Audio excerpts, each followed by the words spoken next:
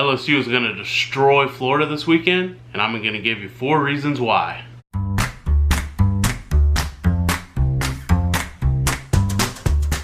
You guys, I have to be honest. When I saw that LSU opened up as double-digit point favorites over Florida this weekend, I was kind of shocked. I thought to myself, Florida's coming off a big win. It's a top 10 matchup. That kind of seems like a lot. But the more and more I look into this game, the more I read about it, the more I hear about it, the more confident I feel. The spread isn't the only thing that surprised me. When I saw that LSU was 9th in the country in run defense this year, I had to go look it up myself. LSU is 9th in the country in yards per game allowed and 10th in the country in yards per carry allowed. And I think Florida is going to come into Death Valley this weekend and want to establish the run. But the thing is, Florida's not really lighting the world on fire running the football either. They are currently 89th in the country in yards per game and 69th in the country in yards per carry. They are going to want to come into Death Valley and they are going to want to run the ball down our throats just like they did last season. And why do they want to do that? So of course we all know that Florida lost Felipe Franks for the year. And for a while we kind of thought they lost their backup, Kyle Trask, for quite a while as well. But he came back in the game against Auburn last weekend with, I don't know if you would call it a significant injury, but it is an injury that has been known to kind of keep guys on the shelf for a couple weeks. And I think that injury, along with some other things, is really going to hamper Kyle Trask this weekend. So this is the first time he's ever going to take the field in a real hostile environment as the starter. I know he came in against Kentucky in relief of Franks, but it's a different thing from having to come off the bench at a moment's notice to actually going through pregame warm-ups and actually taking the field as the starter. And then let's not kid ourselves, there's a difference between Kentucky and LSU. Florida just benefited last weekend from Bo Nix starting his first game in the most hostile environment he has ever played in yet. So Trask, I would feel pretty confident even if he was 100% healthy. And part of the reason is that the guy is going to give up the football.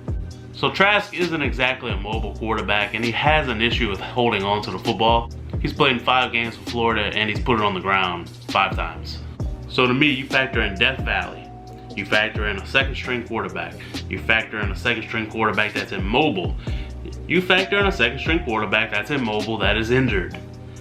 And then you factor in an offensive line that in those 5 games has given up 9 sacks. I feel like this is a recipe for success for LSU. I would fully expect Trask to get his welcome to the SEC moment this weekend. And on the other sideline, you have Joe frickin' Burrow.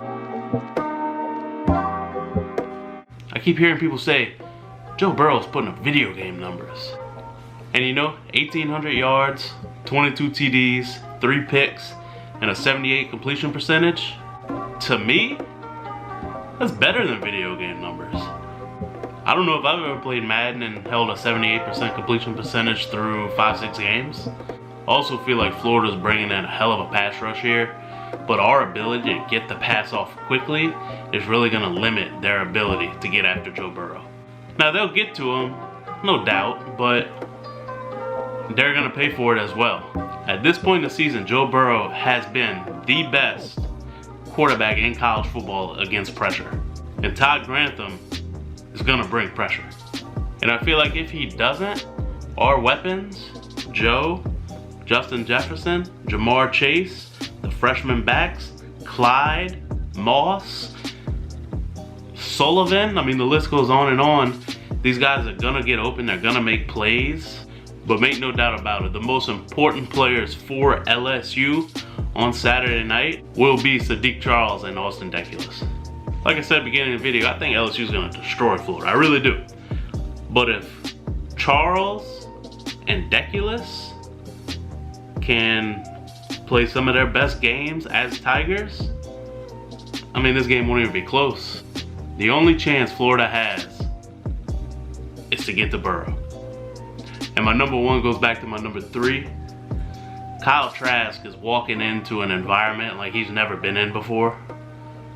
He's walking into an environment that he's never played in before. it is going to cause them trouble. And of course, talking about Death Valley.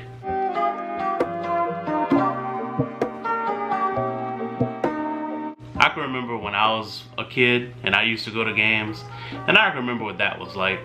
And Death Valley is not like that anymore.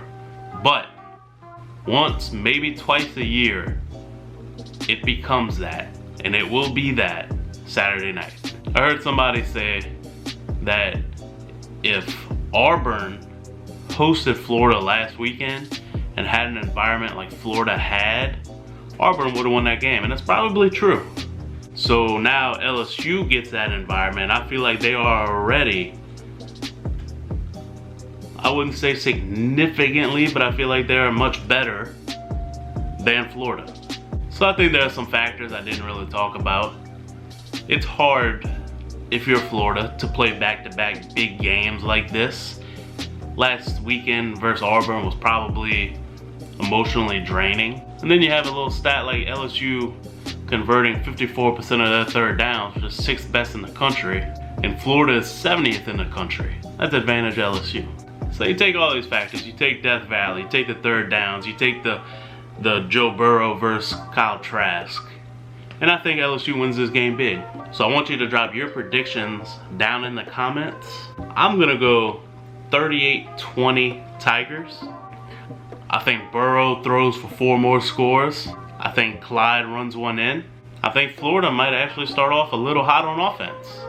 But I feel like we're gonna settle down. The defense is gonna settle in. And we're gonna win this one handily. So thanks for watching, guys. Like I said, go ahead and drop your predictions down in the comments. And go Tigers.